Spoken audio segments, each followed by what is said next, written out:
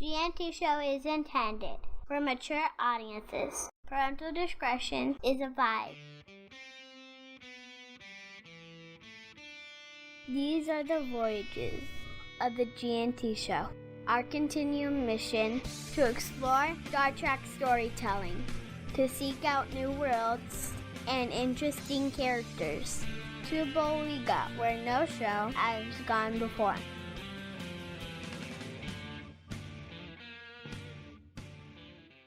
Live long and prosper, bitches.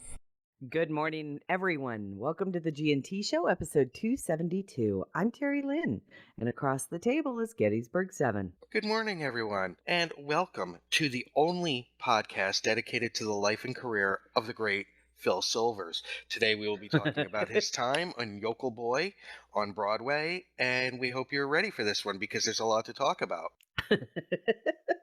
It's not about Phil Silvers, it's about Star Trek. Oh, say hi to Ceridium. Kapla? No clue. Oh, no. I'll just sit in the corner. No, you do. Oh. What, that He gift? doesn't know who Phil Silvers is. What? Well, maybe I do and just don't recognize the name, but I'm just going to sit in the corner. He's the original Sergeant Bilko from the TV show in the 50s. Matthew Anderson! I'll just sit in the corner. He was in It's a Mad, Mad, Mad, Mad, Mad, Mad World. Where did I leave my dunce cap? He's never seen that movie? I'm not sure. Okay, Mike, let me put it this way. If you made a movie today, and I can't even imagine, Terry, help me out, if it starred, there's no screen comedians like there were then. It's a mad world. Had every current pop figure outside of music in that movie. Well, no, it had music too. Yeah. Oh my God. It started, the movie started with Jimmy Durante literally kicking the bucket, his character dying. It was so funny. Like, literally, he kicks his leg out and kicks a bucket. But, Mike, it had Jonathan Winters. It had, Jesus Christ, Phil Silvers. It's Spencer Tracy as the cop. Mickey Rooney. Shelley Winters. Oh, my God. Right, Shelley Winters. Who played the stupid blonde wife? She was hilarious. Shelley Winters. Lamb Chop? Or am I thinking someone different? That's Sherry. Damn it. I got a bad memory. Milton Berle. That's right, Milton Berle. It is just a complete farce. It's a farcical movie. It's also really long. It is really long. Mike, the premise of it is that these people pull over on the side of the road because this guy has a car accident, and he tells them about a treasure, and it becomes Ethel Merman. That's right, not Shelley You're right. Winters. Sorry, Ethel Merman. Sorry, it's Ethel. You're right. I have to it remind becomes myself. a chase for them to find the treasure first. And there is one of the greatest sight gags in movie history ever, where they're on a ladder truck for a fire engine, and it's going back and forth and back and forth. Oh my God. And it's a chase film and a comedy, and oh my God. I do apologize to the memory of Ethel Merman, because it was Ethel. Funny, stupid, just crazy film. And not a single curse in it.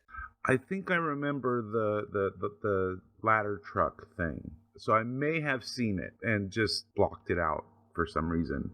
But I think I remember the ladder truck now that you mentioned that. Yeah, swinging back and forth.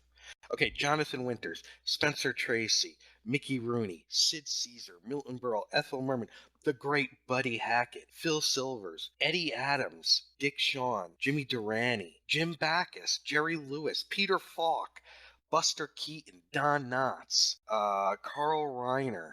Oh my God, that's right. Yeah. I can't even. In other words, a movie you couldn't make today. Norman Fell, Mr. Roper. Seriously, it was just a way to get every star that the studio had in its film. Selma Diamond, who you may remember, Mike, she was the bailiff from Night Court, the little woman. Oh, yeah. Larry Fine from the Three Stooges. Oh, well. What did you do this week? Coffee Clutch. So what'd you guys do this week? You want to go first, Mike? My grandfather's home from the hospital. Oh, good. Not home. He's at the other hospital, but he's not in the emergency room hospital. Oh, that's good. So so that was one thing. In terms of computer work, it was busy. But yeah, that's pretty much it. And Beauty and the Beast glorifies Stockholm Syndrome. Yeah. Is this your current kick? Because I saw you put that on Facebook. Well, I'd seen the movie. I mean, if you're going to kidnap somebody, Emma Watson's a pretty good way to go. Actually, she jumped into that cell all on her own. Yeah, she did. Well, speaking of Beauty and the Beast, we went to the movies yesterday. And as you can imagine, the theater was just packed with gnats and the parents of the gnats. But a local community group was there in force, dressed up as all the characters, including the cupcake and the spoon and everything in the lobby. Oh, cute. And we went into the theater that was playing Chips, because ever since the trailer came out, my wife wanted to see it. And I will admit, I fought against it, but I laughed my ass off during the film because Michael Pena is hilarious. But it was so nice that all the kids were in other theaters. Yeah, bet. I think I'll probably wait to go see it. Oh, after 8 o'clock on a weeknight. I want to see the rated R version where Emma Watson's naked. I didn't say I didn't like it. I just, but because I thought they did a good job in almost completely replicating the animated film. It's nice that there's a family movie that they can go to. Seriously, it's nice that there's something that you can take your kids to. And they came close to a $200 million opening weekend. Oh, it's gonna be monster. Yeah, that's pretty amazing. And but I will say, I was very surprised that the theater was a good half full for Chips. Well, that's good. Yeah, I didn't even know it had been released yet. I just remember seeing the trailers a few months ago. Yeah, when we went in, and I was thinking, wow, how would you like to have been on that production team and then find out that your release date is up against Beauty and the Beast? Yeah. Well, hey, but look, it served its purpose. You go up against the kids movie, exactly, and look at what they did. They took all the adults that didn't want to deal with the kids. They got your money. And I think the audience that I saw for Beauty and the Beast was made up primarily of two demographics: the kids and the mothers of the kids who were kids when the animated film came out and loved it as a kid and wanted to see it with their kids as a live action film. Absolutely. But I'm just a Disney movie nut anyway, so I'll probably go see it. All right, Disney movie, mutt. Yeah, that too. Better film or more film you like more: Herbie the Love Bug or the Shaggy DA? Go. I would have to go with the Shaggy DA. I was never Herbie kind of creeped me out when I was a little kid. He was a little creepy, wasn't he? And I will have to say that the most underrated and fantastic film has got to be Emperor's New Groove. Is what? The Emperor's New Groove. Oh my God, you have to see it, Nick. I would go with. Was that Herbie. an Aladdin thing? No. It had Eartha Kitt and Dave Spade and John Goodman and Patrick Warburton, and it's a fucking classic. It's with the llama. It's the llama one. Oh my God, it's so funny. Okay. It gets funnier every time you see it. Out of Shaggy DA and Herbie, I would go with the Love Bug every time. Really? I loved the Love Bug as a kid, so yeah. So that's the way I would lean. See, Escape from Witch Mountain or to Witch Mountain. I was just gonna say Witch Mountain. Yeah, I was just gonna say that. I hated that one. Really? I thought it. You have to also keep in mind, I was like, shut up. Okay. So I thought it was boring the first few times I tried to watch it and just could not get through it. Oh, Suzanne Plachette. I know. I was and of course every little girl list? had a crush on Dean. Kane? Oh my God, what's his name? Her counterpart in Love Bug. I don't know. Wasn't How it does Dean Martin? No, not Was Dean it? Martin. Oh. Dean Stockwell? No. Didn't every little girl have a crush on Dean Stockwell? I have He's always been 70 years old. That's true. I'm so bad with names.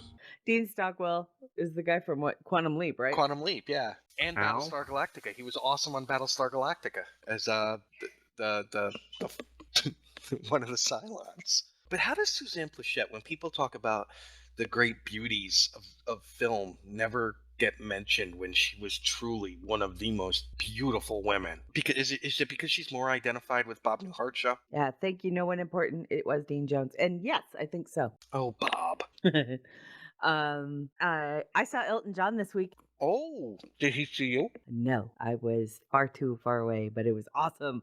He played Albuquerque. Can you believe that? Yeah. I It's not like you're Anchorage. I'm sorry. actually I would see Anchorage as I would see Anchorage as a bigger market. I'm sorry. I'm eating some peach bread for breakfast that we got from the Mennonites. Oh, yum. Mm.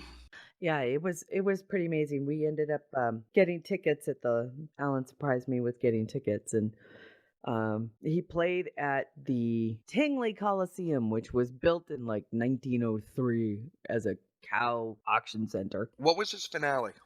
2 songs, Candle in the Wind and Crocodile Rock. He opened with Funeral for a Friend, which was fucking amazing. Tech question, Mike. Yes. Dina's sound is very soft. Would it be her computer? I would check volume first. Okay, you guys carry on. I will be right back. Uh-oh, Sure. The coffee's already doing its job. No comment. Okay. So, I'll talk to her in the chat room. So, Okay. But, wow. So I'm left here. I'm all alone now. no, you're not alone. No, I'm sorry. I will stop enjoying this peach bread so that it's on the highest volume. Interesting. I don't know. Is your volume for the program turned up? Like on the left, you can adjust the volume. Well, she says it's the highest volume, so I'm assuming. No, but on her computer. Or are you listening on headphones? And it's going to take 20 seconds to Yeah, answer. I forgot. Well, and she's in Europe, so doesn't it take like an additional 40 seconds? I don't know. I don't. It's got to go through tariffs and. I hope we paid our international fees. I know.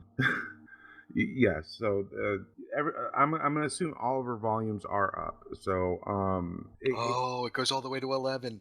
I just watched Spinal Tap like 2 weeks ago. I hadn't watched it in years. That movie still holds up so amazingly. But you see, you just keep folding it like this, and I can't. One of the bits of that movie that nobody ever talks about that puts me in stitches is folding the lunch meat on the little bread. Right on. I haven't seen that film in quite a while either. So yeah. Sadly, She's on speakers. I've seen a lot of films when I was growing up, but it's like, do I remember them at 6 o'clock in the morning on a Sunday? The default answer is no. I don't remember them. Okay, when Terry gets back, we'll act like we've been deep in a Star Trek conversation. Well, sure. I think Porthos made the better pet.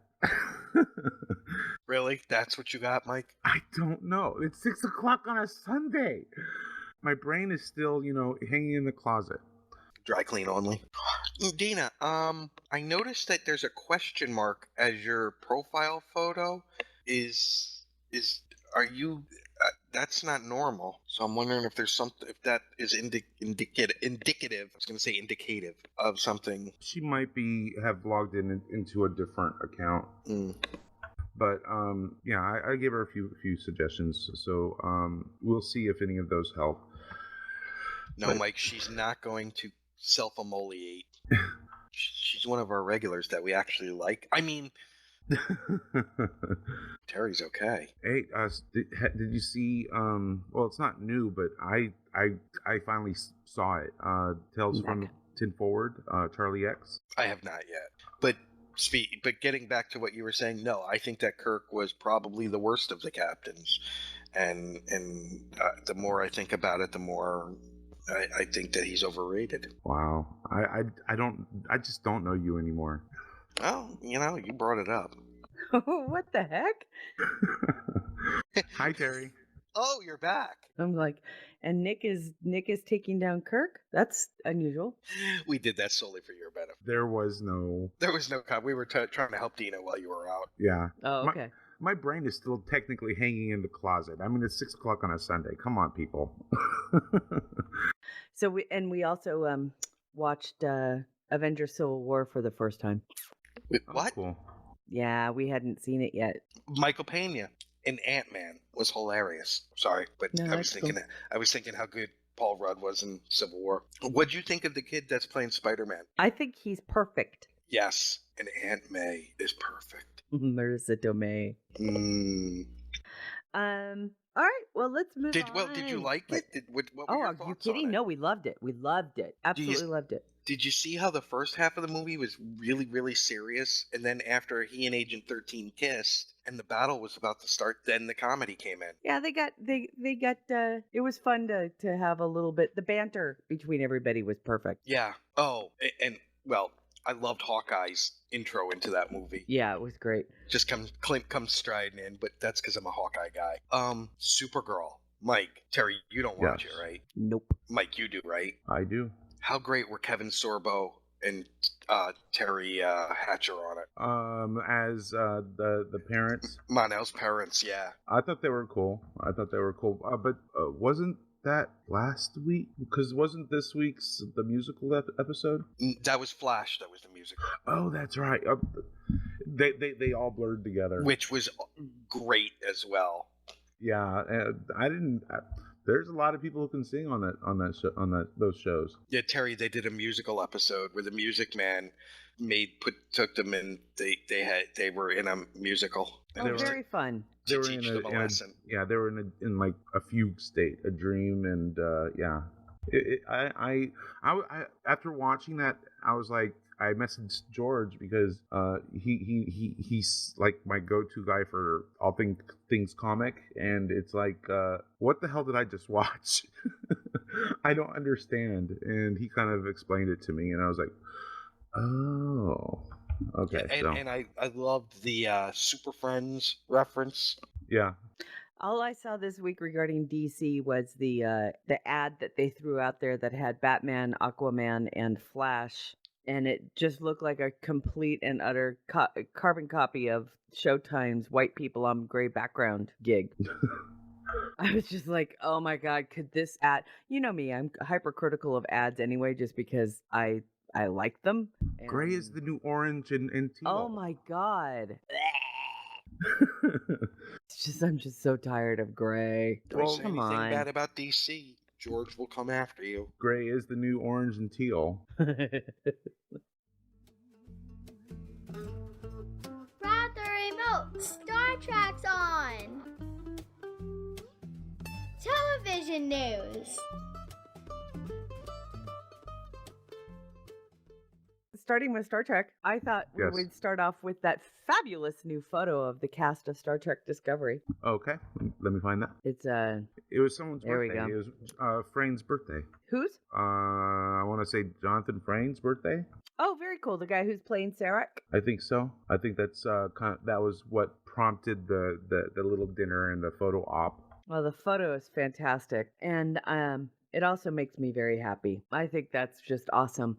The main cast is all in this wonderful picture. They've been filming in Toronto for a while now, and I am looking forward to the premiere, which is rumored to be August, according to possibly Stella the Star Dog, the Star Trek dog. If you're not following Stella, I'm just saying, you got to do it. Stella! Oh, sorry. Stella is Nicholas Meyer's dog. Mm-hmm. And it just looks really cool. And it was a nice way to kind of show that the cast seems to be getting along. And it's nice that we're getting all of this ahead of time. We didn't get any of this before TNG or any other television show that I remember. You found out who was in it. Internet. Yeah, exactly. Well, I mean, we kind of had the internet before Voyager and DS9. True, but it not like it is today. I mean, it was baby internet. This is full grown prepubescent internet. Yeah. I don't disagree. I and it's nice. I think it is kind of cool that we get to see the cast before the show starts, get to know them a little bit, to see. I'm just excited. I'm and to hate them already. Well, for some irrational people, yes. Terry, isn't that what as a Star Trek fan you're supposed to do? automatically hate it, despise it, and in no way endorse it because, hey, it's not the Trek you want. It's not my Star Trek, right? That's right. No, it won't be TNG, and no, it won't be DS9, and no, it won't be Voyager or the original series, or for that matter, Enterprise. It will be different because it's dealing. It's not Star Trek. It's then. made now. I'm okay with that, but I had shared a link that it basically talks about everything that we talked about last week. But I thought I did find one piece of information that I personally did not know, and I thought was worth sharing. Okay. We know that Martin Green's character is to be she's the number one character, right? That's the nickname that she has. We don't know that for fact. We just know that she's a lieutenant commander a lieutenant commander in the show. We don't even know what ship she's on yet, assuming the Discovery. Yeah, she's on the Discovery. Well, we know that she was going to be called number one, since that was like one of the very first things that came out about her character. Okay. But anyways, she now has a name. Oh, very cool. I did not know that. Yeah, that's what came out. What I found this week of interest. Lieutenant Commander Rainsford. Okay, cool. So yay, she's not just a number. I don't know if you guys have seen this yet, but there is something that could cause this to be delayed. Oh. One day before negotiations originally were scheduled to end between the WGA and AMPTP, the labor tension in Hollywood is at a 10-year high. As the scribes now confirm, Deadline's executive exclusive of earlier today that a strike authorization vote has been called, the producers shot back this evening with claims of bad faith from the other side of the table. Oh, it wouldn't be a Star Trek show unless there was a writer's strike. Yep. But it's also being filmed and worked on in Canada, so Doesn't matter. Oh, that does not matter. Nice try. Canada, eh? It's the studio that has the bargaining agreement with the unions. So the studio, because they do business here, has the bargaining agreement with the American Union. They have to be union. I think Canada's included in that too. Negotiations with the AMPTP on a new 3-year film and TV contract began March 13th in an atmosphere some described as tense, while others called it cordial. The current contract expires May 1st, so there is time to make a deal. Well, yeah. Isn't production already done though? I would think that they've got it written out for the season. I thought, it's only 13 episodes, right? Yeah, and I thought production was pretty much over at this point. No, they're in the middle of it. Okay. Yeah, I'm kind of under the impression they're kind of in the middle of it, which would make a lot of sense if they're able to go, because and I know a lot of this got delayed because they want to do things and they want to do the special effects right. So they might be getting close to the end. So the chances of needing a writer are probably somewhat on the lower end of the scale. What was that, Mike? No one important.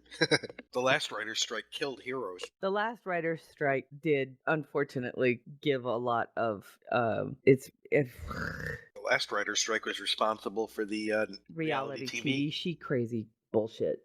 Sorry. Mikey, what were you saying about that? Well, probably the need for writers at this point in the production are probably on the lower side of the scale. Star Trek has always been known as rewrites, though, even while they're filming. Yeah, they're important, big time. For Star Trek more than most, because Star Trek is notorious for not allowing any kind of ad-libbing. Now, of course, that's the past. That's the older shows. We don't know how it is on this one, but it's always been known for that. Yeah, and it depends too on the producers and what they're gonna tolerate. I don't know. At the end of it all, it's really Kurtzman here, right? Yeah. Just from what I've seen in other shows that he has worked on, specifically most recently in Sleepy Hollow. I don't know. I don't know if he allowed if those were ad libs or not, but they were fucking fun scripts. Yes, I'm a Sleepy Hollow fan. I liked it, and then the first 3 seasons at least. Have you been watching the latest run? No, like I said, the first 3 seasons. After Orlando Jones left, I got heartbroken and stopped watching. That's not definitely understandable, but I'm kind of enjoying what they're doing now with It it. wouldn't surprise me. I would probably get back into it again just because I don't know, the characters are so fun. I There's enjoyed that show. the new characters, and there's a lot. They moved locations. They still reference Sleepy Hollow, but they moved to DC. They've got pretty much an all new cast. They brought in like one or two from the old series, a lot of or from the earlier runs. They have a lot of guest people coming back from then. But it's almost like a different show, though same premise. But I think it's fun, and the stakes are a little bit higher. Plus, you have some history in the capital to deal with. So for me, I like it better than Sleepy Hollow because it seems more rooted in somewhat. I don't want to say in reality because they're. Yeah, I was gonna say, but in American history and all that. Well, yeah, because now instead of having a fictional location, it's a real world location. Well, Sleepy Hollow is a real world location, Mike. Oh, it is. Yeah. Yeah, in New York. Oh, I didn't know that. Yeah, Right it's across totally the, a real world location. It's just a sleepy little. It's just outside of New York City. It's. Oh. Yep. Right. As a matter of fact, when we were driving up to Connecticut, Melanie took a picture to send to her sister. Because on the Tappan Zee Bridge, the first exit after is for Sleepy Hollow. Right? Oh well, Mike said, well, it's okay. You think it's because it's in the book and written as the story that it was. Yeah. You assume it was a fictional location because you've never been there. It's okay. and it's such a great name that it can't be real. Yeah, nothing that quaint really exists, right?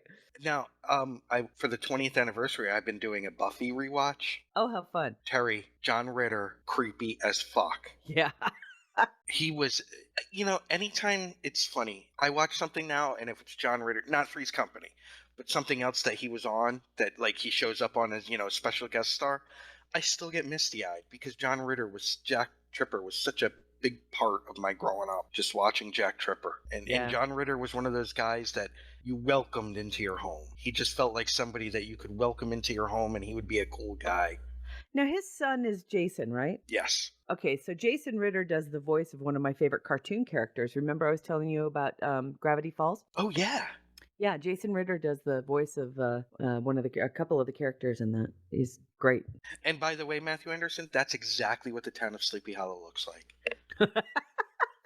I guess part of the reason why I like the new iteration of the show though is because Washington D.C. people know it more. It's more recognizable. Yeah, and there's only so much that can happen in a very small little town. Yeah, a lot more can happen in a bigger city. I totally get it. It's like watching General Hospital. All of that really goes on in Little Port Charles. Really? Yeah. So hi, Anthony. We love you. Why, is Anthony a General Hospital fan? No, well, I don't know. Oh, Anthony Battles, but I'm talking about Anthony, Montgomery. Anthony Montgomery's on the show. Oh, that's right. He's a handsome motherfucker too. He really is. Woo! I'm not gay, but hey, big guy. Oh, speaking of handsome motherfuckers. That wasn't the direction I was going to go in. Okay, go ahead. Sorry. The guy who plays T'Challa. Oof. Oh, yeah. Oh, that's right. You just saw Civil War. I just saw Civil War. Oh, like, holy crap. Mike and I were looking at each other across the table like, what is she? Oh, yeah, that's right. Yeah. And you went through to the post-credit scenes, right? Yes, we did. Okay. This isn't her first rodeo. Yes, especially with Marvel.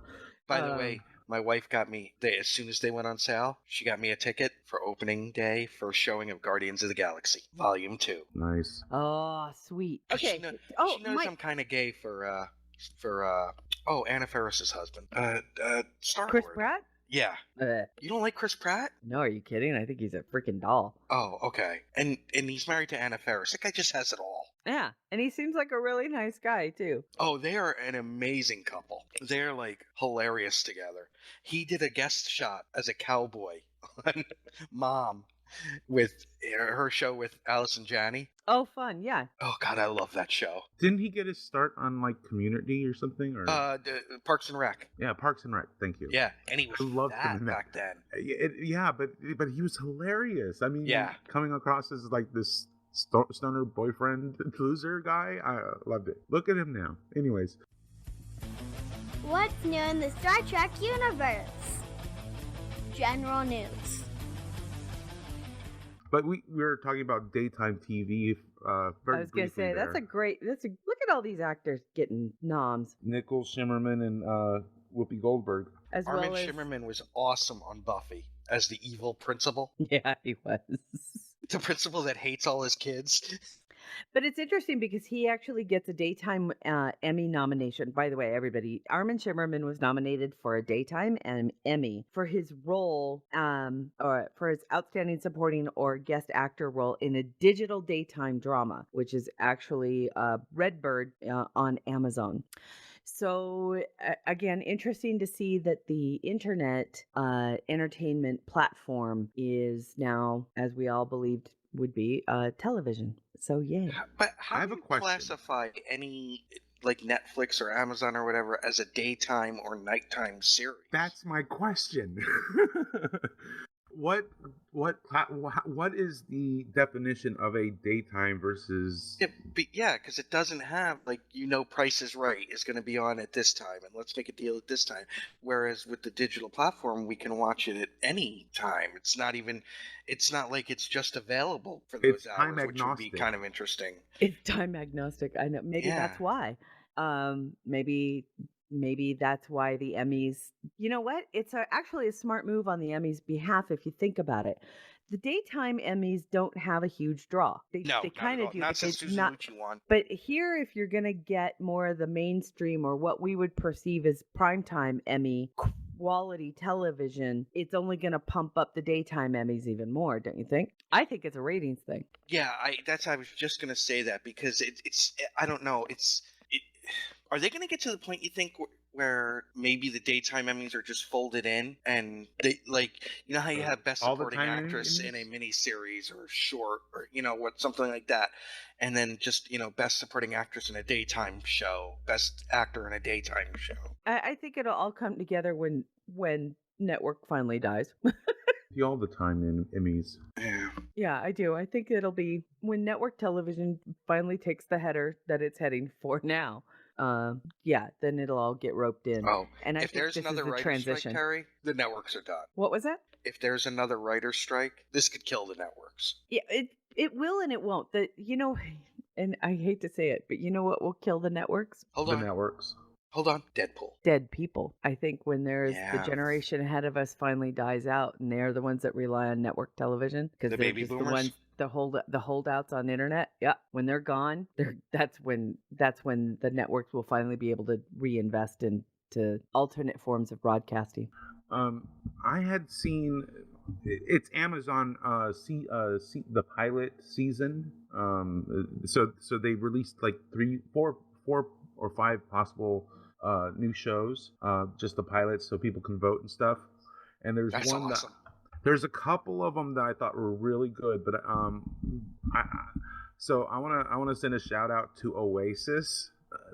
That one is a science fiction show about colonizing the first extrasolar planet, and I'm intrigued. I really want to see this show, so check it out on Amazon and fill out the survey for it and tell people that you want more. So yeah, Oasis. All right, sorry, I had to do that. I had to. Well, I'm show. kind of breaking down, me and my hatred for sci-fi. SYFY. It's not a sci-fi show. It's an Amazon show, but right. it's the science But fiction. where I was kind of leading was I might have to give The Expanse a try, huh? I know I haven't watched either, but I have not seen a single negative thing about it. Me either. It's interesting. It's interesting. And you know what? Nick posted in our chat room that you wish that the Oscars for the technical Oscars got airing. You bet your ass. I wish they did. See, everybody's so interested in the beautiful people, and I get that. I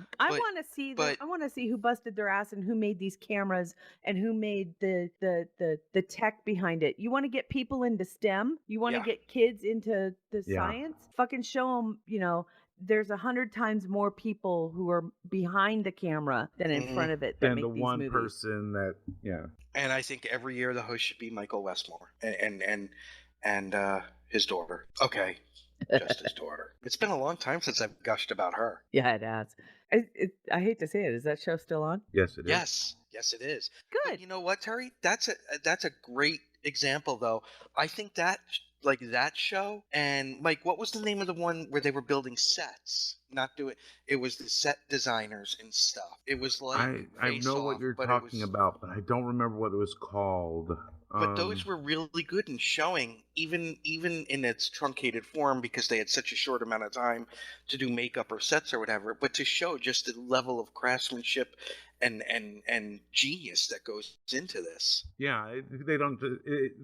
These things just don't come off a truck ready made. And one thing about Face Off is the judges are all Academy Award winners, and they don't pull any punches, and you get to see what the simplest makeup can take, and how complex it is.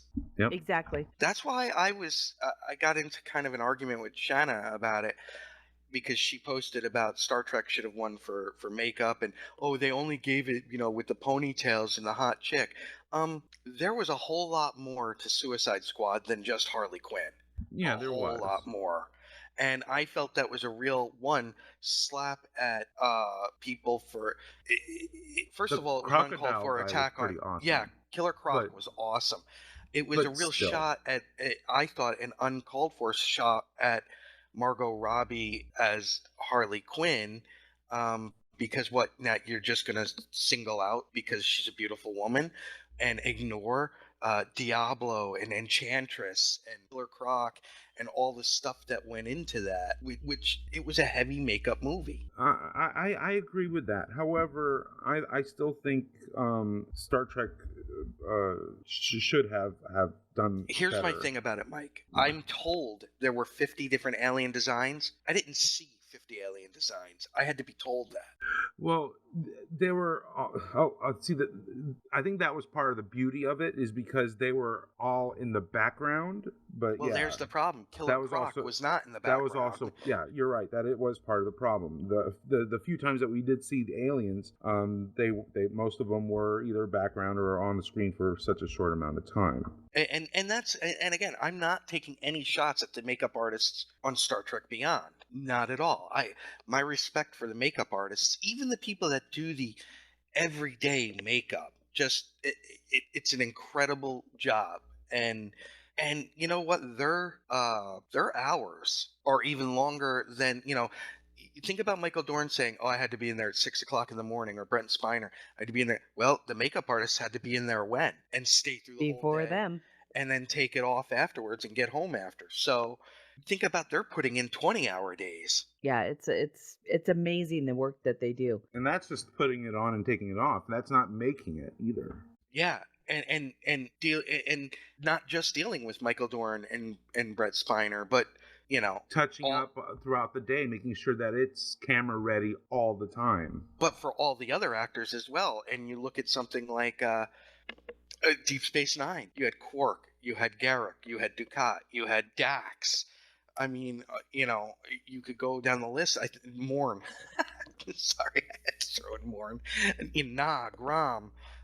All of them, and that's just Deep Space Nine. And then you look at, so yeah, it's I think you're right, Terry. The STEM, maybe if they tied it in with that, like STEM. Well, the one thing I've always bitched about when it came to the Academy and the way that the Oscars are portrayed and put forward to the public, even for the mainstream, acting awards, is the fact that the Academy misses its biggest possible potential in that it doesn't pitch itself for what it really is. The Academy of Motion Picture Arts and Sciences has a motto for the betterment of the art, for the betterment and enrichment and the continuation and the development of the art of filmmaking, which means all of it, right? From script writing to the technological advances that it takes to make and advance to push forward the medium.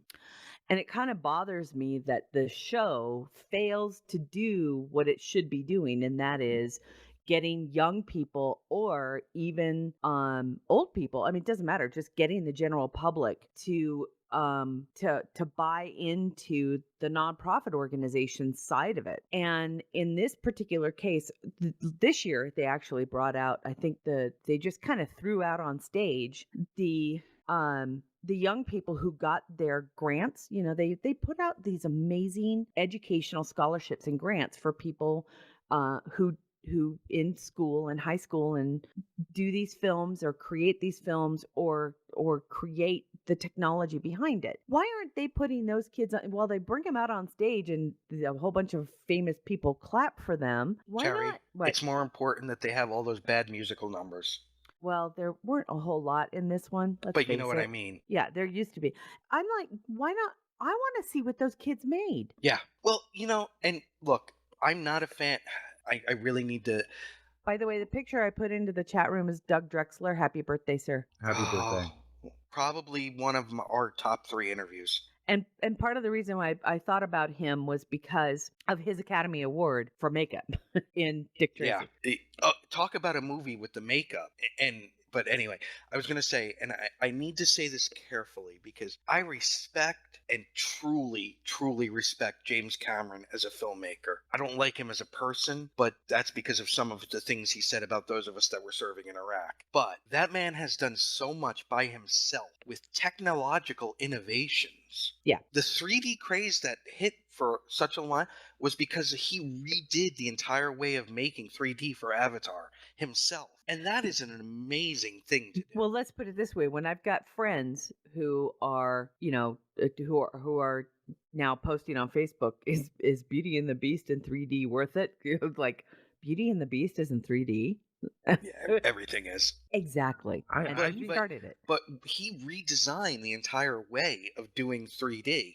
And that's, he has done so many technological things. Didn't he also do the same thing when he created Titanic? I mean, wasn't that also cutting edge for it was, and Terminator 2. That whole CGI morphing in Terminator 2. He keeps pushing the envelope. He does, and he's got the freedom to do that now, which a lot of people don't have. But you see when a director, didn't he also direct one of the Alien movies? Aliens, the second one. That's what gave him the freedom, and that because he wasn't James Cameron when he did that movie. As a matter of fact, they shaved a lot of that movie, the studio did. So if you want to see his version of it, watch the director's cut, because it's got a whole bunch of stuff that was cut out that really literally fills in a whole bunch of the holes, including dialogue that made no sense when you saw it in the theater. But now when you see it, the director's cut, you go, oh, that's what that was. It shows Newt's family discovering the alien nest and how the aliens got into the colony. Interesting. It's funny, son. There's a conversation about Cameron being the new George Lucas. I went to school with the actress who played Newt. Oh yeah, you said that, Carrie Henn. Mm-hmm. Yep. Except I would say that James Cameron isn't retooling his movies and putting them out as the new expanded special edition, the new super expanded special gold-plated platinum version edition. Or he's not going back and redoing the effects, correct? Right. To me, that's pulling a Lucas, is going back and actually materially changing a film. And again, a great director's cut is Nicholas Meyer's director's cut of The Wrath of Khan, which has just a few minutes, but that's where we find out, which we didn't know in the original theatrical release, that Peter Preston was Scotty's nephew. Real quick, touching on the George Lucas thing. Before Disney purchased Lucasfilm, I was almost positive that George Lucas was going to re-release all 6 previous films before doing the last trilogy, to use the 3D technology that has come out since. But I am so glad that Disney got them. Oh my God. Okay, so I'm done now. But No, that's you know what, Mike. I That's was- scary. I wouldn't have put it that's past what I him. thought was going to happen. It's a scary thought. Yeah, seriously, I wouldn't have put it past him. I mean, It's can true, you though. imagine like the original Star Wars, the asteroid scene? Oh, that was The Empire Strikes Back. Oh, okay. Well, still, the asteroid scene in Shit, 3D. Terry, just the opening scene of Episode 4 with the blockade runner and then the Star Destroyer. Mm. Yeah, I know. above Tatooine. Don't give Disney Don't give them ideas. any ideas. Yeah, I know. But yeah, you're right. The technical and it's just a Which shame. brings to mind and kind of bringing it back around, because I really do. I don't want our listeners, especially if this is their first episode, to think that we don't talk about Star Trek, because we do. What are your two opinions on how on the technological aspects of the new show? What do you think we're gonna see? I'm Yeah. hoping for the aliens that they use CGI well. Yeah, I hope so too. But at or this, even puppets, like Mike, you said Farscape did. yeah, they're cool. But that was also Jim Henson, Yeah. who was the master of puppets. No, that's Metallica. Wasn't it also a film? But yes, Metallica rocks. Anyways, but yeah, me personally, I would love to see.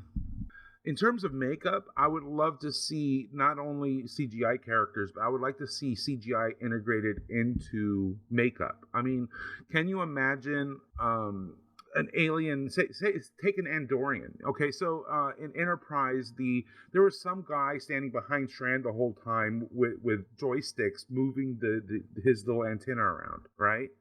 It had somewhat limited movement because there was some guy behind him and with a controller making them do its thing.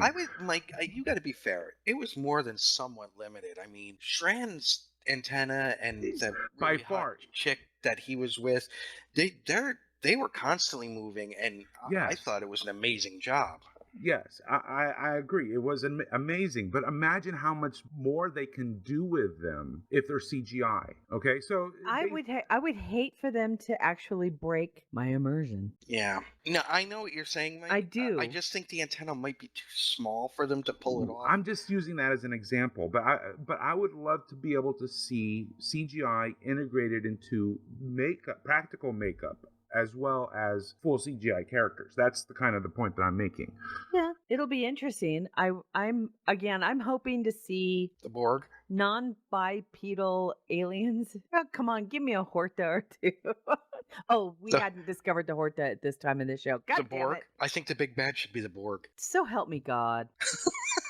Right? I think Kristen would. Yeah, no, she would. She's way too good for that. Kirsten, you're on notice now. You're just letting you know. No, you're right though. I think this is a prime opportunity for them to really, really go the. Well, I'm going to say it, the animated series route of aliens being truly alien. They definitely can. And Snowman Frost, who said, what immersion?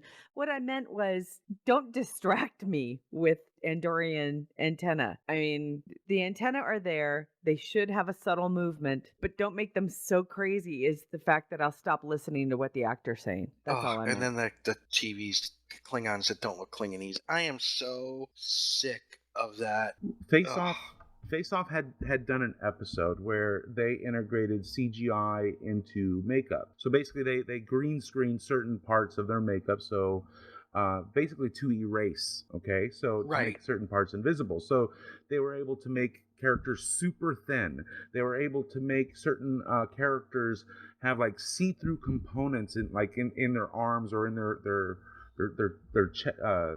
in different parts of their body.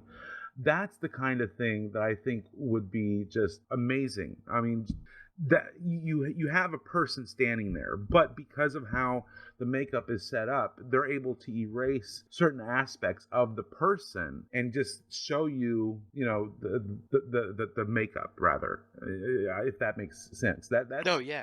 That's kind of what I would love to see more of in the new series. Things that it's like there's no way that could be a person in there, you know? That was the problem with the first, you know, with all of the Star Trek series up to this point, is there was always, you can always tell, okay, there's a person in there. And I want to see something that makes me wonder, is like, there's no way that could be a person. That, you know, that's what I want to see. You want to see characters that are well acted, but it doesn't look like there's an actor in there. I get it. Yeah. Not unlike Gollum in Lord of the Rings Online. Sure. I mean, there's a lot of different... Or just Lord of the Rings. I didn't mean online, sorry. Yeah. I mean, there's a lot of different directions we can go with. That is certainly one example. But yeah.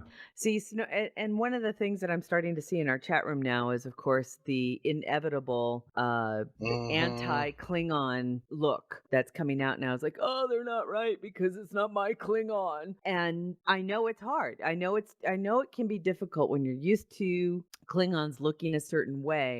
Well, it makes sense because look, the people in Thailand look exactly the same as the people, you know, from Norway. So, you know, you got that going. It's not what we mean, you know that. It's just something that we're going to have to get used to, folks, is the Klingons with the rubber foreheads were made for TNG, were made for a completely new generation of TV viewer.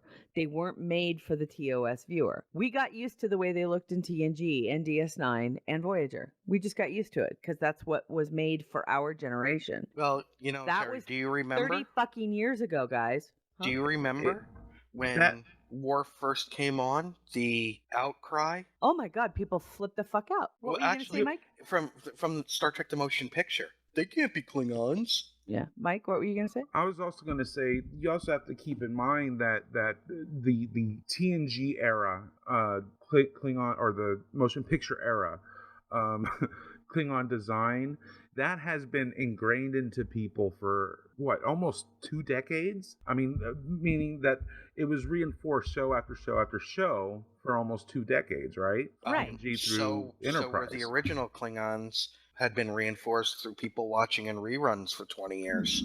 That is true, but I was referring more to, you know, new stories rather than, you know, more opportunities to see in terms of Well, people also flipped out too, is because Romulans had ridges in TNG and they didn't in the original series. What our Romulans might look like in Discovery. I kind of hope Ruffles have ridges too.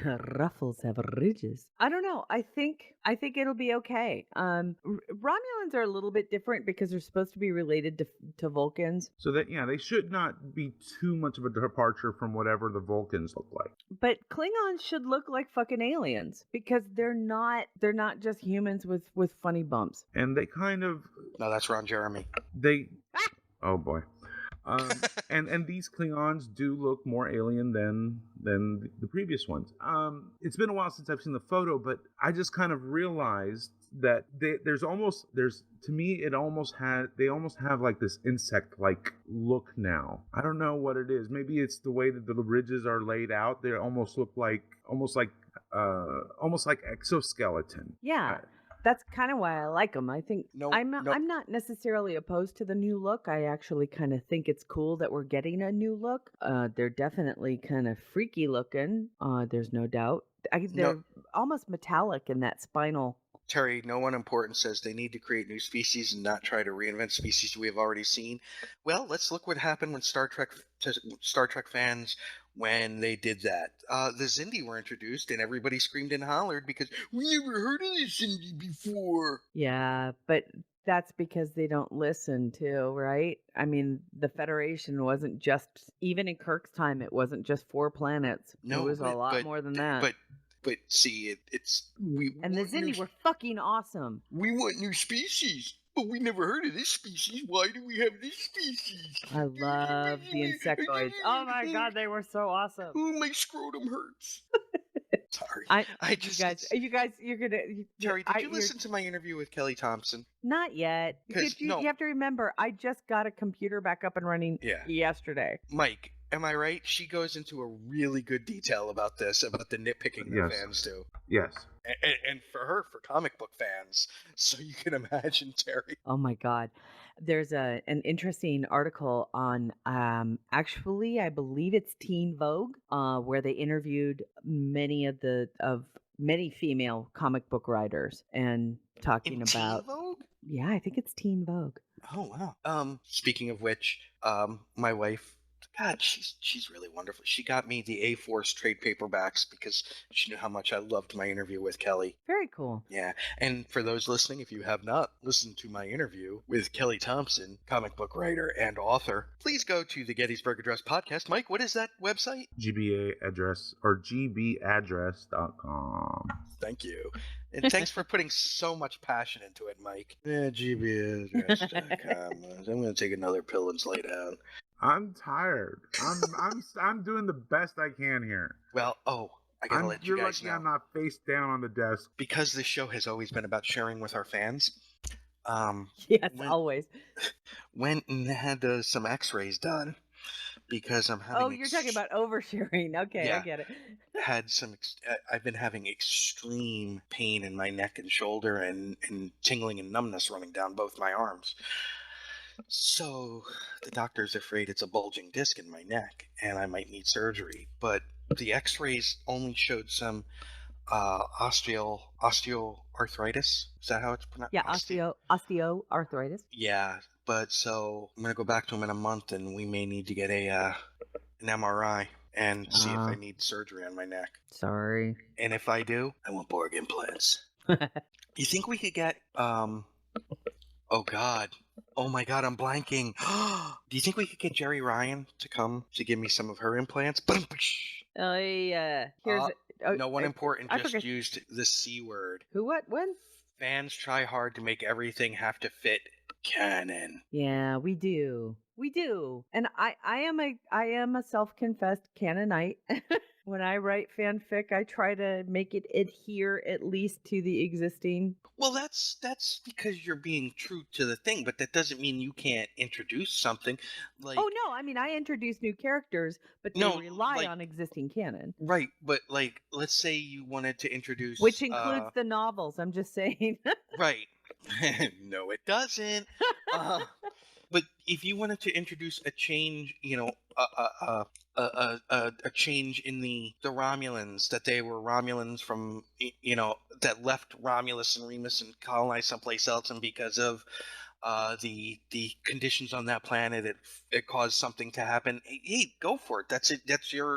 You can do that. Yeah. See, when I write, with my heritage stuff, I write that the Romulans were the actual conquerors of Remus, and Remus aren't related. I write that they're not related. Oh, I totally go with that. Yeah, and that's kind of how they just, because the dilithium mines were there, and they just said, oh no, we can turn this into, as Romulans would, turn them into a servitor race, and kept them kind of at bay. And that's kind of how I wrote them, just because it seemed to make sense to me as to what Romulans would do. I agree with that, because they're. Otherwise, they would have to be like mutated somehow. Yeah, it just doesn't seem like they would evolve the same way. I kind of went, no, that doesn't make any sense. Romulans would evolve away from the Vulcans, absolutely. But because they had no problems with their crazy emotions, they would be a conqueror race. Right. Not unlike the Klingons. And you read the Bloodwing series, they weren't, it wasn't that they were crazy or bloodthirsty or anything like that. It was just they didn't believe in the Surak way. Right. And they, and that's not unlike, well, we don't believe in the Catholic Church, so we're going to go in this way. So, yeah, I mean, it made sense. Yeah, and I agree. I think that the idea that we tend to, the fact of the matter is, a lot of writers, my biggest pet peeve with Voyager, especially Voyager towards the end, was the Brennan, Braga, and Berman kind of legacy, was the fact that they bitched and moaned, and to some degree even Ronald D. Moore, they bitched and moaned about the... Bite your tongue. No, I mean it. They bitched and moaned about the chaining of canon. It's just so hard to write within canon. I don't see canon or the existing storyline as being something that weighs you down as much as it might be a unique creative challenge. They were trapped in a whole nother quadrant, so there really was no canon other than Their biggest problem is that they didn't seek outside writers. They didn't go out and search for stories. They thought they could do it all on their own. yeah. And TNG is a perfect example of what happens when you open up the doors to other creative minds. When they did open their minds a little bit, we did get some really great stuff like Year of Hell Absolutely. or Scorpion. But yeah. then that leads into what I've been thinking about all week. How the Borg went from possibly one of the most frightening villains on TV to neutered in the span of just a few seasons. Okay, so on top of that topic of discussion, I'm going to throw this on top of it, and that is not only were they neutered, but did they have to be neutered because they had become I would too argue powerful? that they were neutered in one film. No, I wouldn't, because they were still scary as fuck. In First Contact? Yeah. They were still scary I as have a fuck. hard time saying that I think that they were neutered because of the Queen. I think that having a queen unto itself isn't giving the Borg a face wasn't necessarily what made them neutered. It was They weren't getting their ass kicked. It took everything they had to defeat them in First Contact. Voyager was kicking their ass after a while. One ship. But I kind of see where Mike is coming from too. It was like you take down the Queen, you take down the Borg. Yeah. It was an Achilles heel that we didn't expect them to have. Well, it could. Okay, so this is retconning the shit out of it. Perhaps If you say Edith Keeler had something to do with this, I swear to God. No. Although, no. Seriously though, what I think is, okay, so the Queen was killed in First Contact. Okay, so she had been Queen for who knows how long. She's very experienced. She is the shit that made the Borg as we knew them the way that they were. When she was killed off, they had to create a new queen, which we saw in Voyager. Now, this new queen is brand new, inexperienced, doesn't know, hasn't gotten, her feet under her, so to speak. Pun intended. So she's, really wet behind the ears and kind of learning on the job and just fucks it up because she is so new. But see, I don't see it because she automatically has all the knowledge of the old Queen and the Collective. Does she though? Yeah. Maybe that's where they went wrong, was they didn't make her as formidable that somehow the Collective got watered down. I don't see. I don't know. I agree. To me, it seems like the Borg lost something when the old Queen died. So I'm thinking the old Queen had something that obviously the new Queen was lacking, and that really made the Borg dangerous and something to fear. Because after that, it was like, oh, it's just the Borg. Let's because then throw we a couple got torpedoes at them and then we got a Borg cube filled with kids. I mean, I will tell you, Cousin Oliver did not need to be in Voyager. Collective. I'm just saying. I'm thinking my theory is a little more relevant than I thought. Right, but what I'm saying is you don't need Cousin Oliver in a Voyager episode, See, Jay Galloway brings up kind of what I was trying to touch on, and that was either the Borg kind of had to be watered down because they were almost too powerful. Let's face it, everything up until Voyager had been it took everything the Federation had to get rid of a single cube. And we knew that there were more out there, right? You just got this impression that they were all connected and there was hundreds of cubes. But it always took everything it took for the Federation to take down a single cube. That was what made them so fucking scary, was the idea that if it took everything we had just to take down one of their goddamn ships, that it would take, that if more than two showed up, we would be toast.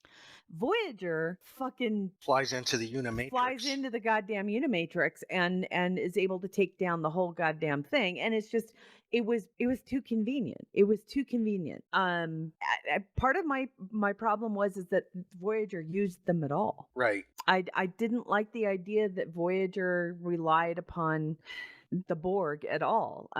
Was it interesting to have 7 of 9? Absolutely. But part of me wants to say you could have brought her in without having to take down the cube. You could have brought her in as I have They could have had just a scout ship. a but new they- conspiracy theory. I have a new What? conspiracy Oh, theory. this will be good. I swear to Yes. God, if it's Edith Keeler based Not Edith Keeler or although, Lazarus.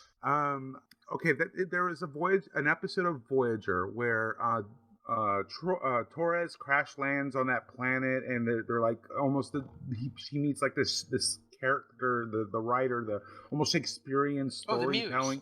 The Muse. The episode The Muse. Yeah, where God, the fact that I know that makes me want to slit my own wrist. in that Actually, story, The Muse was Deep Space Nine. Oh yeah, you're right. But you know what episode I'm talking about? Yeah, okay? yeah. Because he keeps going back to her, and she's telling him stories about the Federation, and then he writes them. And he posits that 7 of 9 was actually the Borg Queen. What if he saw something that Voyager did not see? What if the Borg Queen that Voyager was encountering was really a ruse, and 7 of 9 is the real Borg Queen, and she's using it as a way to get to the Federation and to make sure that she can get her fingers in there. Let me just Conspiracy theory, baby. Mic drop. 7 of 9. I don't know. Could assimilate me any other week. Actually, I like what Star Trek Online did with the conspiracy bugs. I think that's more believable. Yeah. I loved the way that if there was an infiltration that was going to take place back into Federation, it was going to be those goddamn That was bugs. such a disgusting episode. It wasn't going to be the Borg. It was going to be those fucking little bugs. Something would infect the Federation as opposed to something that just overtakes them.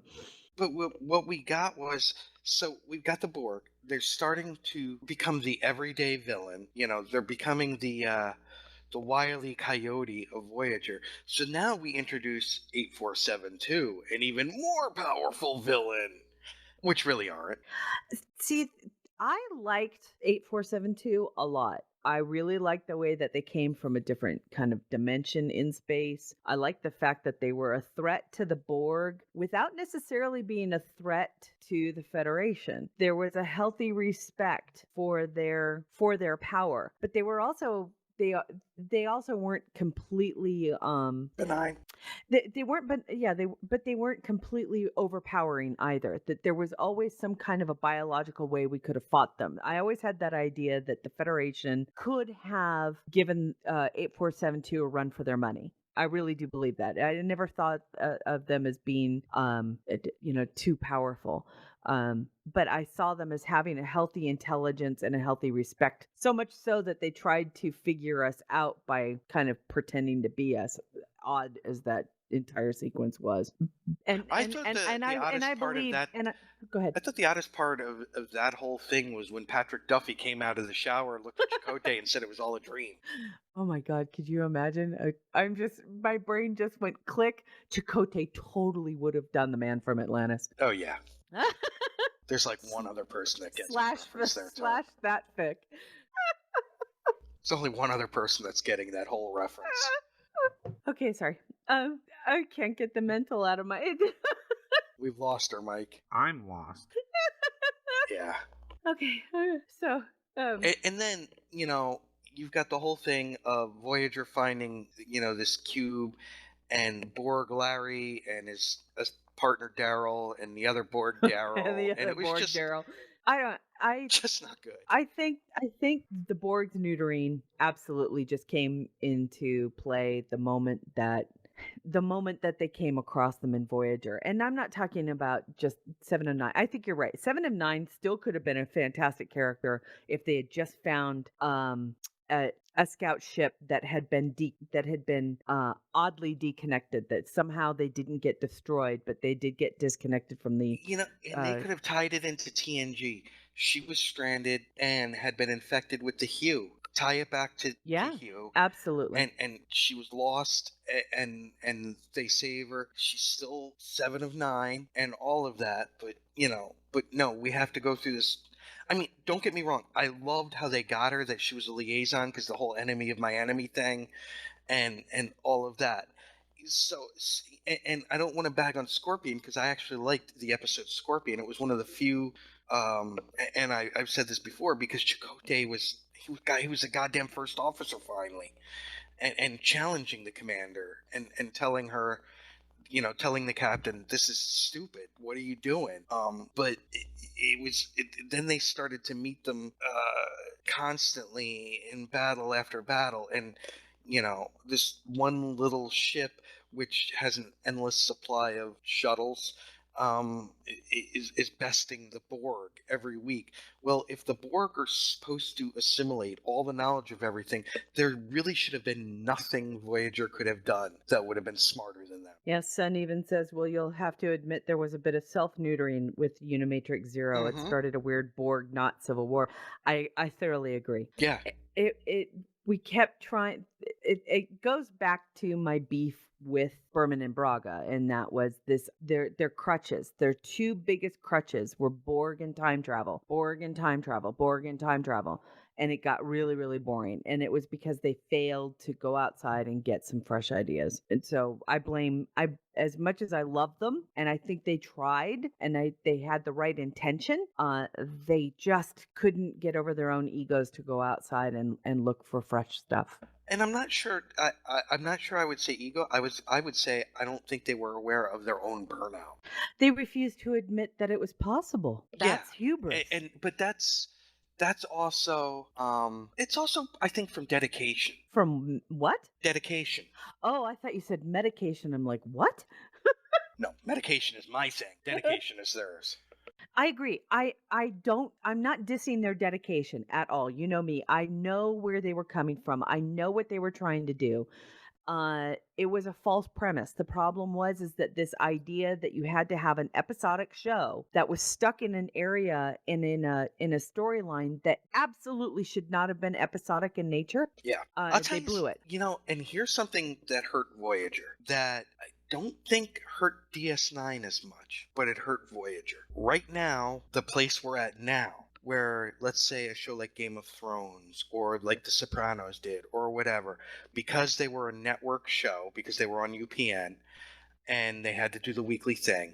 Whereas now, and we'll see if CBS All Access does this, where it may have taken a full year off for them to do a whole nother season and where they were under the old school grind, the old, you know what I mean, the old school crank out episode week after week. The 26 episode season weekly grind, September through May. Whereas now the writers and producers, because of streaming services, have much more time and ability to really go through this. Now we'll see if that happens with Discovery, if they're allowed to do it the way that has become the norm for a lot of streaming shows.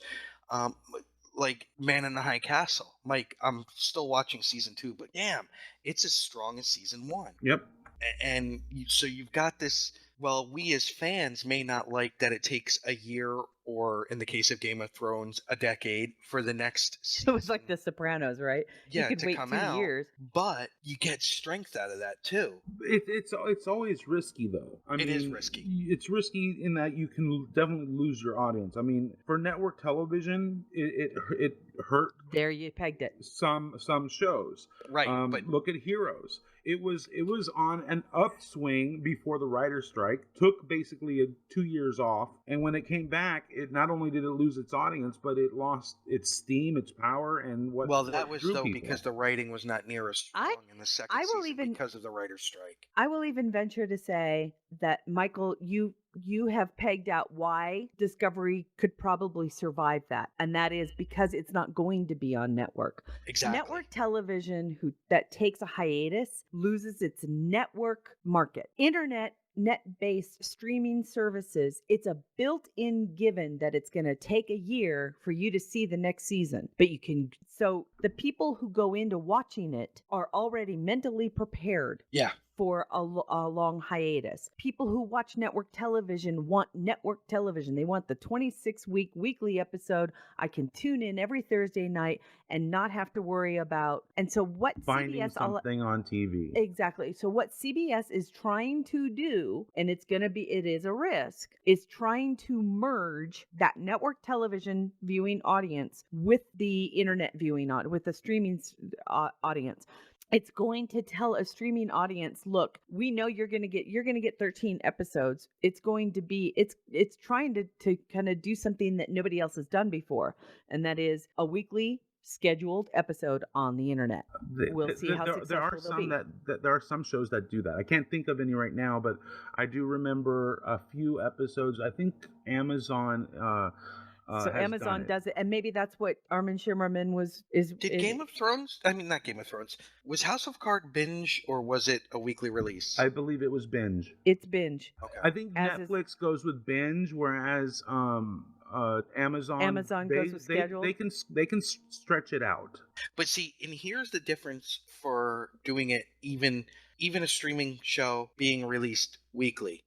Let's say the new Star Trek was coming on Wednesday night at 8. Oh wait, I'm just gonna throw that out there. Middle of the week, 8:00, and it was on a regular network. You scheduled your time around that. You had to catch it or you didn't catch it. At least with it being released on streaming, if it drops at 8:00 on Wednesday night, but I'm at work or I'm visiting family or the wife and I are going to the movies or something, I can still watch it on Thursday or Friday or Saturday. I'm hoping that we get that with this. I'm assuming that once it's released, that we'll be able to pick it up and watch it again if we miss it. I don't see why it wouldn't. Yeah, the closest we have now for network is the on demand. Yeah, it airs on television first, and then after or the next day, you can watch it again on the streaming. I just remembered Netflix has also started releasing content on a weekly basis. I remember that Netflix has this car series. It's like 3 British guys talking about cars. They have a Grand Tour is what it's called, Grand Tour, and that one was released on a weekly basis. So I think Netflix has started to experiment with it.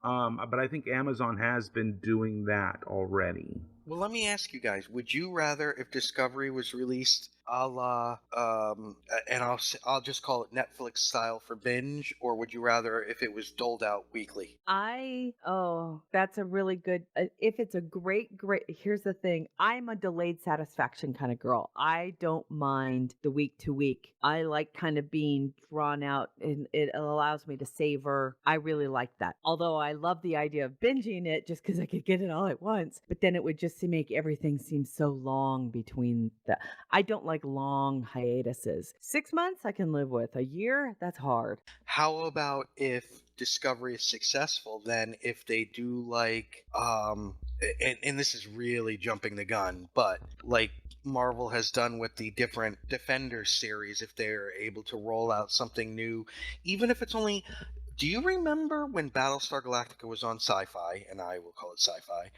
that between seasons they had little webisodes that were released on the Sci-Fi website? I remember the webisodes because I didn't watch the show on Sci-Fi because, of course, I watched, I remember the webisodes, though, and I remember everybody loving them. That could be a smart thing to do, too. Well, let's face it, we're getting tie-in novels. Yeah.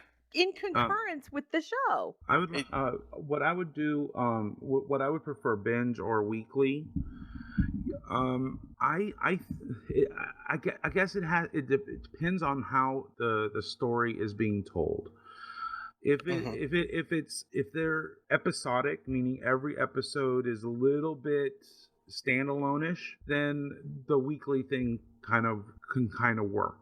But if it's one giant story where each episode ties into I want to binge that fucker. I want to go from one to another, and I'm not going to watch it once. I'm going to watch it 3 times. Well, I'm glad you said that, Mike, because that brings up something that and this comes down to the writing. I'm doing my Buffy rewatch, right? That was an episodic series on, what channel was that on? The WB? Was it the WB? I couldn't remember if it was Fox or WB. I think it was WB. I think so too. But it was a weekly episodic series, but because I'm watching it on Netflix and I'm binging it, you know what I've noticed? Tons of continuity. Second season callbacks to the first season with just a single line. Characters showing up that were in the first season, or an in joke. There was an episode in the first season about a girl who uh, her mom was like the greatest cheerleader in the high school's history and took them to the state championships, and she wanted to be as good as her mom, and the whole time you thought that she was a witch bumping off the other cheerleaders so she could get on the squad, and then it turned out that her mother was the witch who had inhabited her daughter's body and was trying to relive her glory years, and at the end of the episode she was trapped in a little cheerleading statue. You just saw her eyes. Episode I watched last night, Oz, played by Seth Green, it starts off, he's looking in the trophy case and he's like, it's so weird, the eyes seem to follow you, which is just a really little callback to a first season episode. But there was a continuity there that even when binge watching, and maybe that's the beauty of Joss Whedon. That is the beauty of Joss Whedon. That he, he does that. But, or like Xander's girlfriend, oh, your girlfriend's not a praying mantis, is she? A call back to the first season, things like that. And I think episodic made so that you can also binge watch it, which that wasn't made back then because it was 20 years ago. No one knew what binge watching was. It's amazing. Yeah, but the video rental, the renting DVDs was starting to pick up. Yeah, that's true too. For TV shows, it wasn't at that point. I bought TV shows didn't really start to happen. I was a big Angel fan. Yeah, see, I was a big Angel fan, and I ended up buying seasons of Angel on DVD. I've never seen Angel. God, I loved it. I loved it. Loved it. Just because it was through storyline. It was soap opera. It was vampire soap opera. It was fun. Well, and that's great though, because they spun off a character, the arc that, and here's something else that Buffy did that. It was also far more heavy than Buffy was. Well, Angel was emo where Buffy wasn't. The arc I'm watching right now, and this is something that if they're gonna do, every season of Buffy had a big bad, an overarching big bad. Like we had the Cindy in season 3, except that was all it was. In this one, you've got the weekly monster of the week, but you've also got Angel lost his soul because he had a moment of happiness, and now he's trying to kill Buffy. He's fucking around with her, killing people and leaving notes and stuff like that. So you've got that underlying story going on, where if you can do that with Star Trek easily, that overarching arc, and then which like Deep Space Nine did. I'm wondering whether or not I don't know. Do you think that in Star Trek Discovery we're going to see an actual kind of, I don't see Star Trek Discovery as being the overarching baddie as much as I see it's going to be a political thriller. What about you two? I think even with a political thriller, though, you can have the overarching baddie, like Robert Redford in Civil War. I don't know. I think it's going to be far more... By the way, Terry. What? Science fiction class fallback. The woman that was part of that cabal that Robert Redford was part of, that Black Widow was impersonating, do you know who she was? No. That was Jenny from Logan's Run. Oh my God. Mm-hmm. Wow. Still and yes, beautiful. Sunseal. Still beautiful. If do you not know Angel? Son, how do you not know Angel? I had totally forgotten about season 2 and how evil Angel had become after he... Such a great character. And Spike and Drusilla. First of all, James Marsters, right? Bowing. I know. Oh, this isn't a Buffy show, though. We can. No, I know. But another sci-fi tie-in. Drusilla was played by Barbara Bain and Martin Landau's daughter. Yes. I'm sorry, you're right. No one important. It was Winter Soldier. My bad. Mikey. Yes. When it comes to Discovery, though, do you see? Here's the thing. I don't see the Klingons as being an overarching baddie as much as I see them as a political intrigue. Doesn't every conspiracy have someone, usually one person that's really in charge of it? I'm just saying, I think there is, if the Klingons are the quote unquote bad guy, then there's one guy that they're going to be focusing on. And it's going to be the Chancellor, don't you think? Or at least the person behind the Chancellor's. Well, from what the current theory is that there are rogue groups of Klingons. So it's whoever is in charge of the rogue groups of Klingons that is going to be the big baddie. So like a rogue house? Or a couple rogue houses, but yeah. whoever's in charge of the rogue house. See, that would be fucking cool. I want to see this show. That's the current theory, or something to that effect. Well, I can only hope that it's the Romulans pulling the strings. It could very well would be very cool. Seriously, how fun. This is what I should have got. This is what I wanted out of Enterprise. And that's what I wanted out of Enterprise. Based on Trek history, that is definitely a possibility for, I think, this time frame. I'm saying this totally self-serving. I don't want the Romulans bent over again in this series. I want them to mean something. Well, we're still dealing post-Romulan War, right? It's 10 years before TOS, so the Romulan War is way over with. We're dealing with the onset, or in the midst of what is the Klingon War, right? I think one Klingon war ended, and it goes from that war into more of a Cold War. And I think the events in this series is kind of why it goes from hot to subversive. And that's where you can have the Romulans trying to ignite the war between them again. I would, and I really mean this. If we're going to see Romulans, I think it needs to be very in the shadows. Absolutely, and very, very infrequent. So infrequent. But it gives them so much power to be that way. So I know future guy-esque appearances. But only with the Klingons. I would think more like the right? It's because again, this is also pre-TOS, so technically they still haven't seen the Romulans. Yeah. So it would be just, a shadowy figure, standing behind a corner, talking to a Klingon. You don't even see what species it is, just that there's. I wouldn't even mind having the Romulans, seeing them like we saw the Xindi Council with the machinations and the plotting. Yeah. And like they discuss what plan is in action, and then maybe once every couple of episodes, and that plays out over the arc of their planning sessions. And then, does that make sense? Yeah, I wouldn't mind. Again, the beauty is that they have the ability to absolutely do kind of a subversive connection, political intrigue thing with the Romulans and the Klingons, and still have it be that the Federation doesn't see it, doesn't know it, don't know the Romulans are involved. It would just be, it's nice to be able to kind of go, okay, we can follow the Klingons now. It doesn't have to be a camera on a ship. Okay, Terry, I've got to take issue with something here. No one important says they need to develop new species to explore. We're not disagreeing with that. Kind of over Klingons and Romulans. Once they develop their species characterizations, we get all we get are derivative storylines. Really? Tell me how the Romulans have been overexposed in Star Trek. Honestly, twice they were in the original series. They kind of were in TNG, but not near as much as you think you remember. They kind of showed up in Deep Space Nine, but again, not like as much as you remember.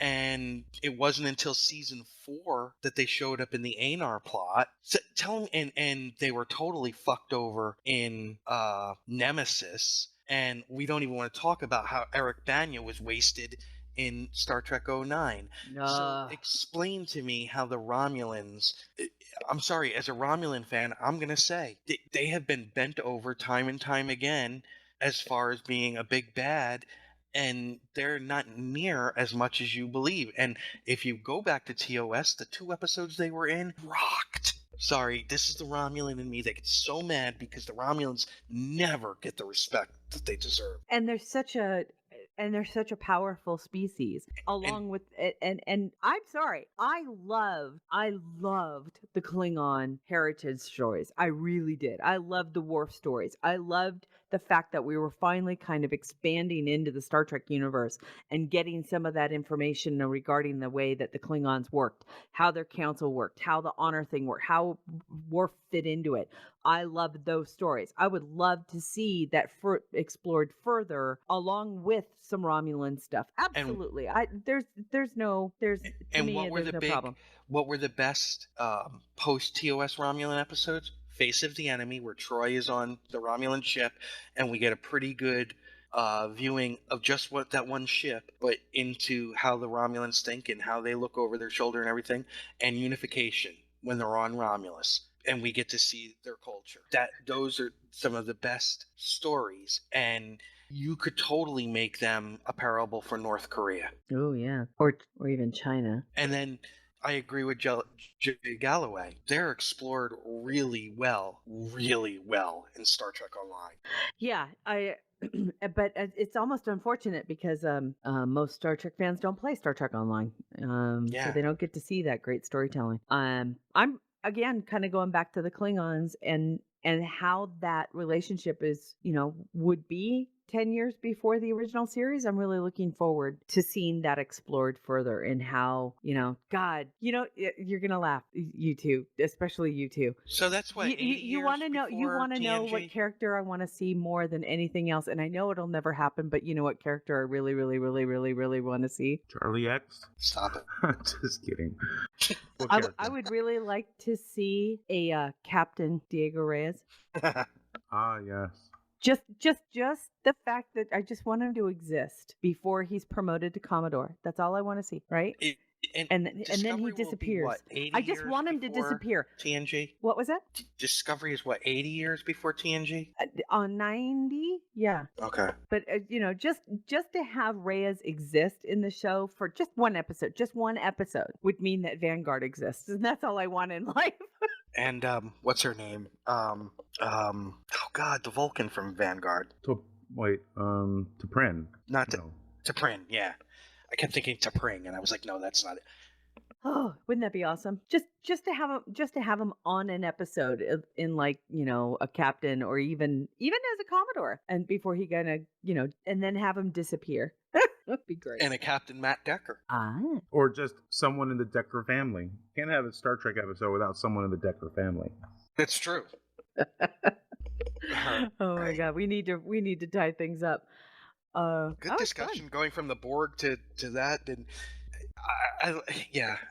the whole landscape of how we watch has changed. I don't think any Son in the chat room says, you know what I want to see? Peter Capaldi as a random ship captain saying fuckity fuck as his ship is exploding to enemy fire. I think for a certain age, we are able to see how much the viewing habit has changed and the distribution and everything. And I kind of appreciate it a whole lot more, I think, than people that are coming of age during this time where it's the way they know it. God, Terry, can you imagine if Emergency had been binge released when we were kids? Sorry, just had a moment. But the new style of production and distribution for Trek, I think, can really add way new layers even. I don't disagree. I think that again it's a unique experiment that they're going to have appointment internet and it's going to, let's put it this way, you and I both know a lot is riding on those first 2 episodes. The pilot, which will be network, the pilot will be on CBS network, but then it picks up again, and if they don't sync that first internet episode, they're done for. Are they still doing that though? Yeah, why wouldn't they? I just haven't heard anything else about it. Oh no, they verified. Yeah, no, the pilot will be on CBS in network. There's too much riding on it for them not to give it the widest distribution possible for the first episode. They have to hook people in to pay the $5.99, $6.99 per month for CBS All Access. And then then they have to hook people. People will pay for the first month, and if they don't hook them in those first 4 episodes of what they get when they get their subscription, then the experiment will fail. It's like people that play an MMO. If you don't hook them in that first month that they paid for. Now, no one important brings up a great point. How has Starfleet survived with so many wackadoodle admirals? Don't ask me. I really don't get it. There was only one that we loved. I miss Ross. Jellicoe. Oh, Jellicoe. Admiral. They didn't he was a start captain. off wackadoodle. Something happened to them that made them that way. Hey, after the fact. Let's face it. Even Riker's dealing with that shit in the novels now, which is so fucking awesome. He's the one coming and across I would as argue the that wackadoodle. Commodore Matt Admiral. Decker was not a wackadoodle. He was driven to obsession because of watching his whole crew be destroyed. He wasn't a wackadoodle. Who, Decker? He was a before Commodore. that. Yeah. He was driven mad to obsession because of what the machine did. And He Ross became wasn't Wackadoodle. Wackadoodle. Yeah, but Mike, there was a reason for it. He wasn't inherently I'm not saying evil. that He wasn't the trope. Terry has often said representation matters. I have a challenge for screenwriters. Try and write soldiers that are just people doing their jobs and not out to dominate and take over the government and cause wars. How about they're just people dedicated to their profession? Well, I think you missed the point that I made earlier. I said they didn't the admirals didn't start off wackadoodle. Something happened to them that made them that way, and I think for a lot of them, I would like to see what made them lose it. You know, we saw Decker. No, I think Peter Weller instead was a caricature of the mad, power mad military person. Well, that goes back to fucking Orsi's false flag bullshit, crazy wackadoodle himself. Hey, it's just a reflection of the writers, right? Well, and we have to give credit. We always talk. Admiral Nechayev was not crazy either. We talk about Ross. Nechayev I don't think she was, but there are some who do. There are some people out there who think Nechayev's wackadoodle, and I'm like, are you nuts? She was awesome. I like Nechayev. So do I, and she was doing her damn job, as was Ross. She was hardcore, but she also the job that she had. You know, she was. There were plenty of admirals we saw in TNG who may have been hardcore, as in, no, these are your orders, just do it, but they weren't power mad. So Nakamura, I mean, wasn't it Nakamura? He wasn't wackadoodle. Yeah, but Ross was the only one we pretty much got after a while, week to week. True. Nechayev was hit and miss. She was, only in a few episodes. Yeah. All right, we do have to wrap things up. Everybody. He was an enlisted man. I'm talking about officers. That's a whole. Yeah, we were talking specifically about admirals in this particular case. Sorry. So yes. All right. Next week is what? 273. It's April. April 2nd. I promise there will be no April Fool's joke. I was trying to tell my wife about last year and Dayton and Kevin and Spock of Ages, and she just didn't care, but I was laughing about it all over again. Maybe the greatest April Fool's joke I pulled on you guys. Admit it. Give credit where it's due. It was awesome. It was awesome, but I'm never speaking to you on April 1st ever again. Kevin talked to the Dalai Lama. Hey, why is that so hard to believe? I've been to the Dalai Lama. I don't understand why that's so hard to believe. As part of that joke, it was brilliant. It was fucking awesome, but in and of itself, the fact that somebody meets the Dalai Lama is not that absurd. But we had graphics, had everything. Yeah, you guys really did a number. It was beautiful. It really was beautiful. I remember Mike just being like, "You fuckers." I still feel that way, but it was beautiful. Let's let Michael go. I still want to see that show. I'm with you, dude. The problem was it sounded awesome. Music from Rush and Journey. Yeah, that's kind of where I went. Y'all don't know what we're talking about, go into our archives and look up last year's April 1st Spock of Ages episode with Kevin and Dayton. Yeah, just search Spock of Ages and you should find it. Yeah. So fucked up. All right, you guys, that does it for this week's episode. Join us next week in April of 2017 for our episode 273. Thank you. Hold on, Terry. What? Mike, you had something you had to play.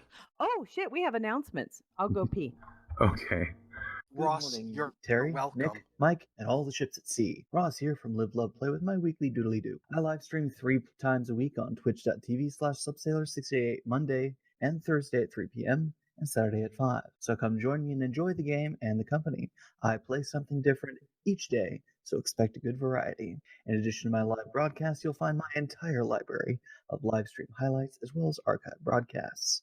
The archives don't stick around forever, so check them out before they're gone. This week on iLiveLovePlay.com, you'll find a new For the Love of interview. In this one, I speak with Dr. Jason Tondro about his tabletop RPG, Arthur Lives. We squirrel into RPGs in general, Arthurian legend, and gaming culture too. It is a must listen. I repost all my content all over Facebook, Twitter, Tumblr, YouTube, Patreon, and Twitch. So look me up and enjoy. Thanks for listening, and a special thank you to the host of the G&T show for your patronage and support. This is Ross saying thanks again, and until next time, remember to live, to love, and to play every day. Every day. Live, love, play. Yeah. Yep. Right on. Well played, son. Well played. Okay, so there's low-key jokes.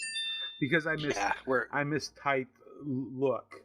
That started a whole slew of low-key jokes in the chat room. Or wait, are those low-key puns? I don't know. Yeah. I said don't low-key at me, and then son said something very funny that I will find out is true one day. But anyway. Okay. Is Terry back yet from... Mike, what announcements do you have before Terry gets back? There's supposed to be a Semantic Shenanigans coming out. It's being edited. So it should be out soon, but it's not out yet. At least as of last night. So keep an eye out for it. It's coming. Semantic Shenanigans. Yay! It's coming. So stay tuned. Just don't hold your breath. Yeah, really. Because I have no idea when it's coming. I just know it is coming. Yeah. Are you done? That's all I can think of. Yeah, we need to end this because Sunsail and I are now. Yeah, I noticed the Thor jokes. Thor character puns with each other. All right, you guys. Thank you again. Don't forget, if you haven't asked Dayton or if you want to reach us for any reason, you can leave us a voicemail by hitting the little send voicemail over there on the right-hand side of our website. Please follow us on Facebook and share. And you can also send us an email at hosts@gntshow.com. We look forward to next week for episode 273. Until then, live long and prosper. Kapla. Jolan True, New York's Michael Hinman on March 26, 2017. G&T 272, bitches. Music for the G&T show is provided by 5-Year Mission, Enterprise Blues Band, Warp 11, Andrew Allen, and Grethor. The G&T show is a BLB production. Move ahead, walk back to 10. Put a mini skirt on my old man. Represent the human race. And we make space a happy place. To boldly go where no man's gone before. I think I sang that line once before, but I'm not too sure. We'll be so happy, can't you see? A zero-G community. Gonna travel to new worlds. Beam on down and meet some green girls. Gonna see what we can see. A fancy-free galaxy. To boldly go where no man's gone before. I think I sang that line once before, but I'm not too sure. We'll be so happy, can't you see? A zero-G community.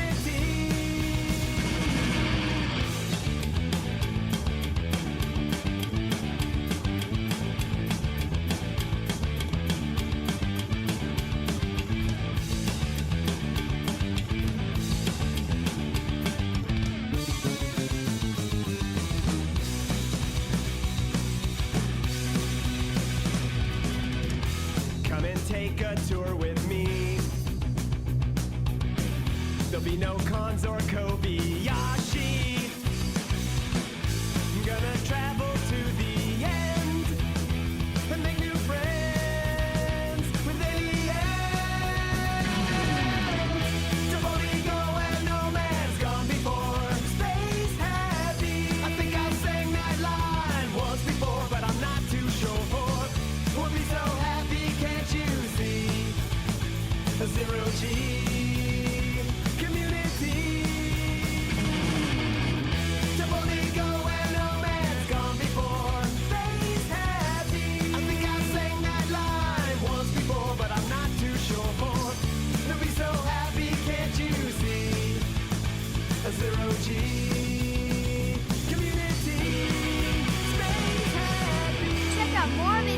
GNT Show. Subscribe to our channel and don't forget to check out Semantic Shenanigans and live, love, play.